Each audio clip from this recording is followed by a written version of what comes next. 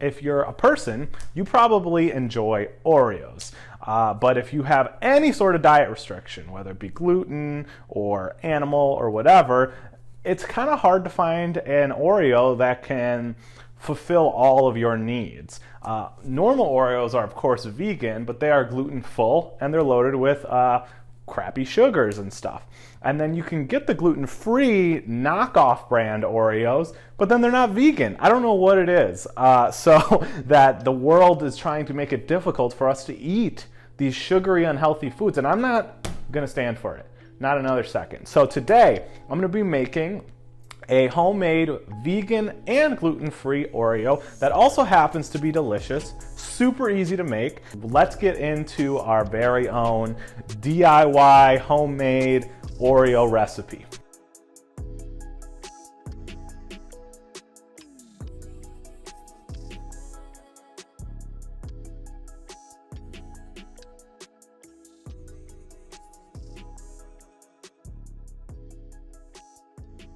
All right, first things first, preheat your oven to 350.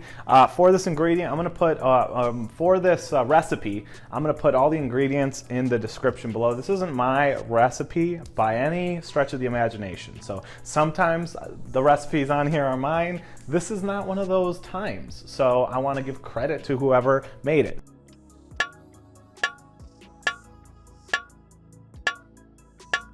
So the first thing you're gonna need is some gluten-free flour. Now I like this Bob's Red Mill 1-to-1 because it makes it easy. You don't have to think. You're just like, oh, it's 1-to-1. So you can just replace it. Now if you're like, AJ, I can't get that flour at my grocery store. Well, there's this awesome online store. It's called Amazon. And they actually sell this. They sell this on Amazon. Ships to most places that I know of in the States, and I would presume not in the States as well. But yeah, it should be easy to find. Any 1-to-1 alternative would be good. If you can't find a 1-to-1 alternative, you can also use oat flour. If you can't find oat flour, you can mush down oats in like a blender or food processor, and it will work the same enough. 1.5 cups of our 1-to-1 gluten-free flour. Then you're gonna put a half sugar of cocoa powder or cacao. Either one of those works. I've used this before and it's really, really great. So if you're somebody who's trying to, you know, get more nutrients from your things, you like raw things, the cacao powder works just as well as cocoa powder. So yeah, you're gonna put about a half cup of this in. Oh, the other thing is, and I usually remember to do this when I'm doing the baking ones, you want to prepare your flax egg right away. So there is 1 egg in this recipe. Now if you don't eat eggs, I don't eat eggs, you can put it in you can make a flax egg. And a flax egg is pretty easy. It comes on, there's instructions for a version of it on most bags of this stuff, but it's 1 tablespoon of flax meal with 3 tablespoons of water. I like warm water. For whatever reason, it seems to get like more like the consistency of egg. So prepare that. Actually, you know, if you already started your flour, if you're going along with me, do it right now. If you're watching this entire video, do it first because it takes a couple minutes before it becomes like the consistency of an egg. All right, so I got my flax egg hiding behind this house preparing. Okay, so back to the flour, cocoa powder. Then you're gonna add the baking soda and baking powder into this mix and the salt. All right, so half a teaspoon baking powder. We're gonna do a full teaspoon of baking soda. Awesome. And then you're gonna do, I believe it's a 1/4 teaspoon of salt. I literally like never measure salt, so I just dump some in, but all right. That looks like a 1/4 teaspoon, right? Cool. Also, this Redmond's real salt, it's really, really good. So once you got all these ingredients in here, you're just gonna mix them. If it's clumpy, you could always sift these things in here. I know I've said in other videos, if you watch these regularly, that sifting makes a difference. It does, but I just didn't do it this time. So let's get this mixing, and you want it to look kind of a light brown. It'll get darker as you add more ingredients, so don't worry. It's gonna look like an Oreo for sure, like a light tan. So we're gonna set this to the side now. All right, so now that we have our dry ingredients hiding over here, let's get to our wet ingredients. So the first thing you need is a half a cup of butter, vegan butter, or normal butter if you have no problem with it. But vegan butter, I like the brand Miyokos. It tastes really good. It's kind of like butter. You could use Earth Balance or something like that, but I found this one kind of tastes the best. It's slightly melted to start because I didn't let it soften, but it should be fine. If you need to, throw it in the microwave for like 10 seconds. It'll be half melty, half cold, and it'll mix just fine. All right, so we're gonna do about a half a cup or 1 stick of vegan butter. So first thing. Then we're gonna do 3/4 of a cup of the organic white sugar. Now, if you're like, AJ, wait a minute, you said this was kind of healthy. I said healthy-ish, but if you don't want to have sugar, first of all, that's amazing. If you don't want normal sugar in this, just substitute all the sugar for 1 cup of maple sugar, and that'll make it, paleo or whatever. Oh, also, you could, if you're somebody who's like on a keto-ish diet, you could always use Swerve, and I would keep the proportions the same. Swerve is like a sugar alternative. Some people don't like it because it's kind of processed, but if you're somebody who's just trying to avoid sugar, that certainly works well. The only difference is you need to flatten the cookies, but that's kind of with this recipe, that shouldn't really be that big of a difference. So, 1/4 cup of brown sugar or 1/4 cup of brown sugar Swerve or more maple sugar, whatever you decide to add in there. All right, now we're gonna do 2 tablespoons of alt milk. It can be really anyone. I'm using oat because that's what I used last time, but I suppose almond milk, soy milk should all work about the same. Oat milk just to me tastes pretty good in baked goods too. Like it's already kind of naturally sweet, so that works really well. You're gonna do 1 teaspoon of vanilla extract. All right, and the last ingredient, because I prepared it late, is a flax egg. So you're gonna throw it in there. You'll see how it kind of gets nice and gloopy. We all love gloopy things, right? Am I right? Agree with me, so I can feel okay. All right, and then we're just gonna mix all the wet ingredients together, just like any cookie recipe. You do the dry ingredients, the wet ingredients, then we're gonna add them together, and then we're pretty much done with the cookie part. All right, so this isn't going to be that hard. All we're going to do is stir this together, mix it together, and then we're going to have to roll out the dough and cut it into Oreo shape. So I'll see you at that part.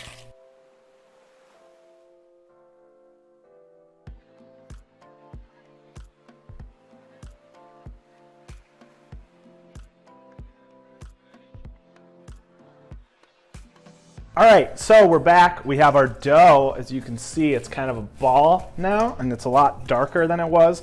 So the actual recipe that I'm taking this from will tell you to just like kind of pat them down in your hand. But what I found, and I don't know if it's because of all the tweaks I made to it or if I just happened upon an idea that's helpful, is I actually found it's helpful to roll them out and cut them out so that they're perfect little circles. So I actually have an Oreo that's sitting here in this house. It's a thin one, but it's a real Oreo. And I've got my cookie cutter that fits kind of perfectly around it. And so this is the closest I can get to an actual Oreo size. So this is how I'm gonna cut them out.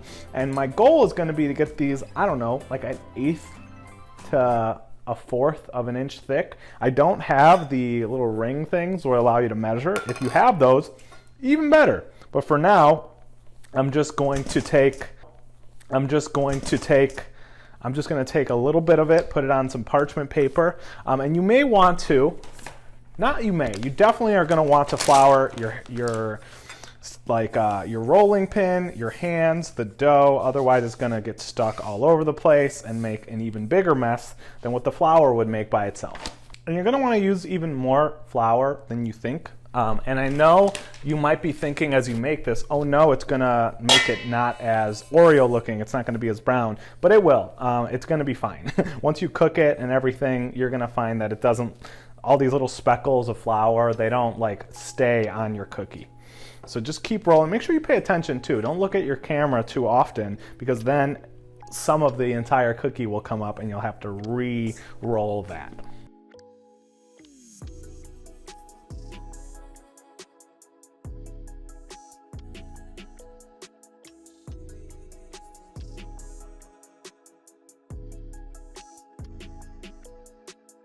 All right, so we have our cookies They are mixed together. They were rolled out and they were cut into little circles using my cookie cutter here that I kind of measured around an Oreo. So I've got what looks like here about 40 discs, which should make around 20 cookies. I actually have a little bit of dough left over too, but this is all that'll fit in my oven. So with your oven preheated to 350, you're going to want to throw these in for like 6 to 8 minutes, what I found. And if you like your cookies more like an Oreo cakester or like a Little Debbie snack, do a little bit less.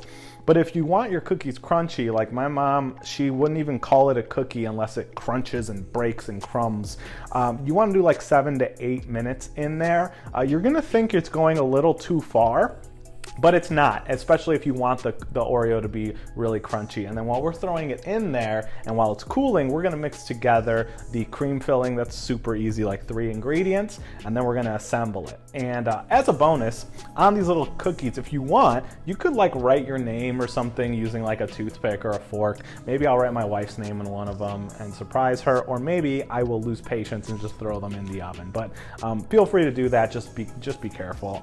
But yeah, you're gonna throw these in for 6 to 8 minutes, and I will see you in a little bit while we prepare our cream filling. All right, so I got my cookies. One batch is in the oven. One batch I just pulled, and it's chilling there, cooling. You want to let it cool, not on the actual tray, for a few minutes first. And I went a little longer on these cookies because I want them to have the crunch. So I did let them go like 9 minutes.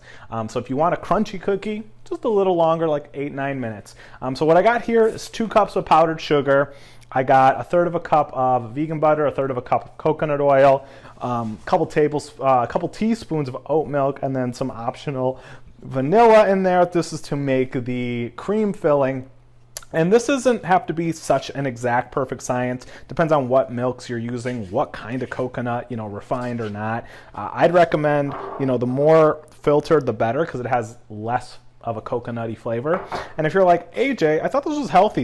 You just said 2 cups of sugar and a cup of sugar in the thing. I said it was healthier and it was vegan and gluten-free.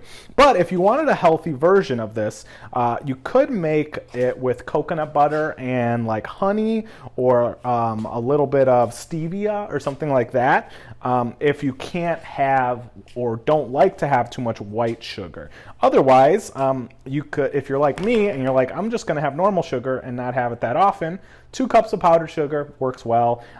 And the other thing is, if you're a keto or no carb person, there is a Swerve confectioner sugar. Swerve is a 0 sugar alternative that a lot of people who have like diabetes or blood sugar stuff use. That works really well in this as well. I've done that with this. So you're just gonna mix this up, and then once the cookies are good and cool, we're gonna stack these things up and we're gonna have some Oreos. So I'll see you in a little bit. All right, so we got the Oreo cookie bitties right here.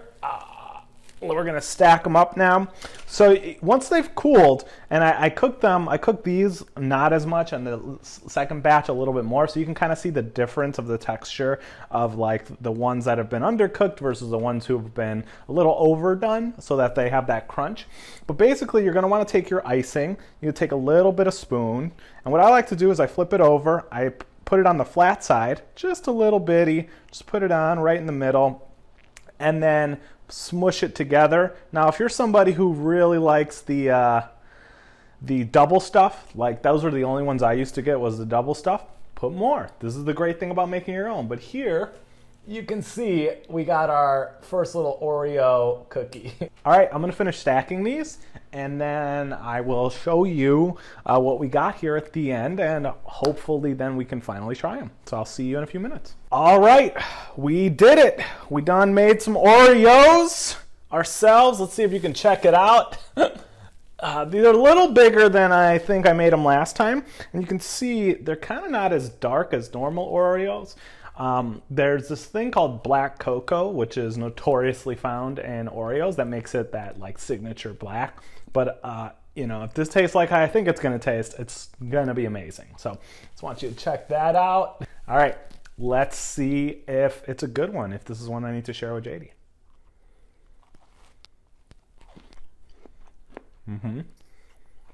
chocolatey. The cream, you can't taste the coconut at all. It's very good. Obviously very sweet. I don't eat that much sugar during the week, so I can really taste it. But this is like how I remember the double stuffed Oreos tasting. So this is pretty amazing. I think I'm gonna actually share it with JD. Let me see if I can find her real quick, because this is one that she should try. Maybe I'll get something higher than a 5 out of 10. All right, I'll be right back.